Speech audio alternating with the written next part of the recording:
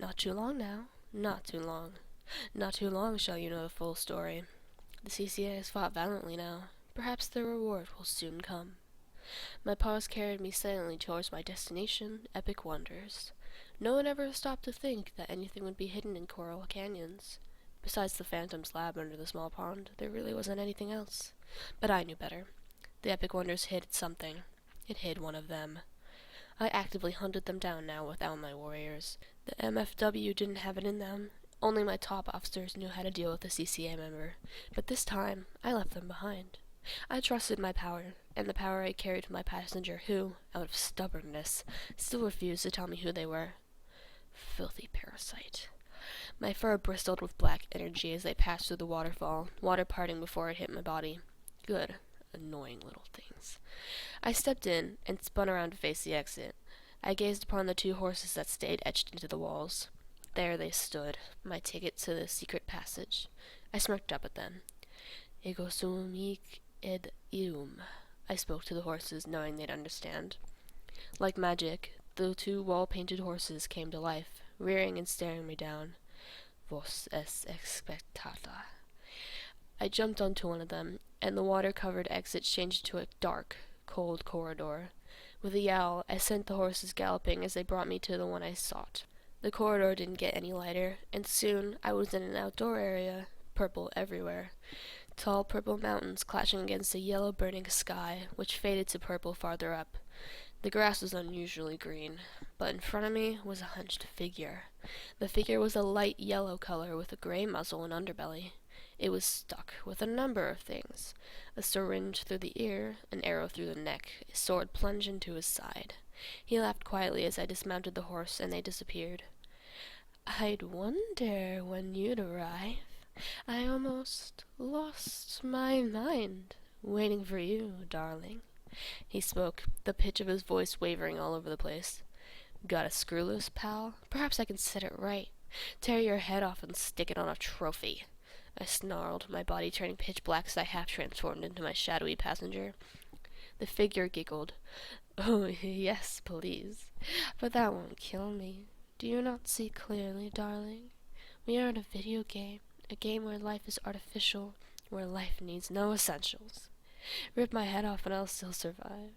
Slice me in half and I'll still walk. Stab a wolf in the back and leave it there to eternally bleed and he still lives. Rip off half the face and brain and she's still the smartest of us all. Remove the skin to expose everything underneath, and he doesn't ever get injured. Remove the sanity and I still fend for myself. I'm the psychotic snow leopard, and I know you, Azealia. I know everything about you. Oh yes, all of it. That delicious form you hold. Oh, so much tastier than your human form, oh yes. That beautiful skull bone peeking out of your forehead to say hello to the world it resides in. Hello, hello.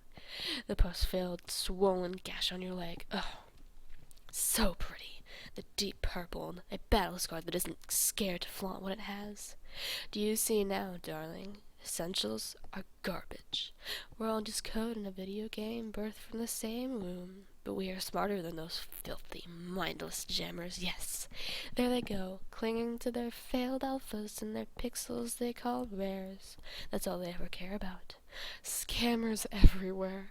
The name of our game tainted on the tongues of every player. Everything about our corrupt game is fantastic. I hissed in distaste. Only you would find injuries beyond repair beautiful. Without warning, the psychotic snow leopard lunged at me, grabbing me by the neck, dragging me back and slamming me against the corridor wall. Giggles poured out of his mouth non-stop as he leaned closer to my face. Injuries beyond repair. Oh, yes, wrong. All of our injuries can be fixed, but we are refused relief. The Phantoms control the servers, darling. They control the code. The code is the key to life here in our corrupt world. You may be building an army of unchained animals, but without the control of code, you'll never win. The code lets us rebuild by millions, while your stupid animals don't realize they can't die. They'll fall like felled trees, their life draining away as we leech their code from their fallen bodies. And with that leached code, we will make more of our ranks. Did you ever wonder what happened to those animals who don't escape recycling? Recycling is just a sensor.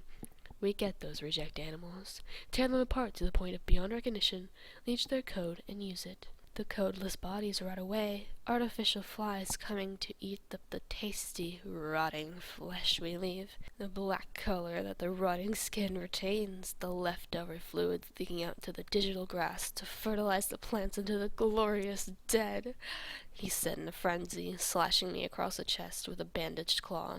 I yowled, falling to the ground as the blood from the claw wound rapidly spurted out and snaked into the green grass. The snake-like blood trail consumed the green grass and turned it red. The psychotic snow leopard scowled at me, his somewhat happy mood gone in a flash. Get up, you pathetic piece of flesh. You know the truth. Your mind can't cling to the normal coding you'd find in your stupid jammers. You can't die anymore. Get up. Your wound will not kill you. Get up. I growled, knowing he was right. I pushed myself up and stood, the blood stopping but the wound still there.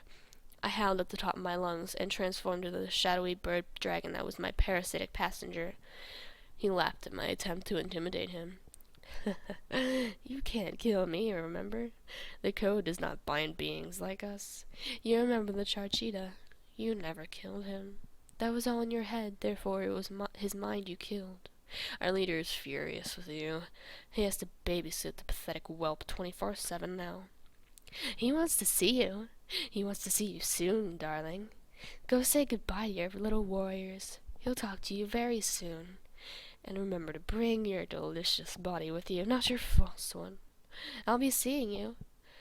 I'll be seeing you. Before I knew it, he disappeared right before my eyes. The Epic Wonders horses reappeared to take me back to the normal AJ map. I snapped at them, still in my passenger's form. Auxilium non portet! The horses backed off, and I flew down the dark corridor, back to my warriors. It seemed my end was nearing. It was time to say goodbye.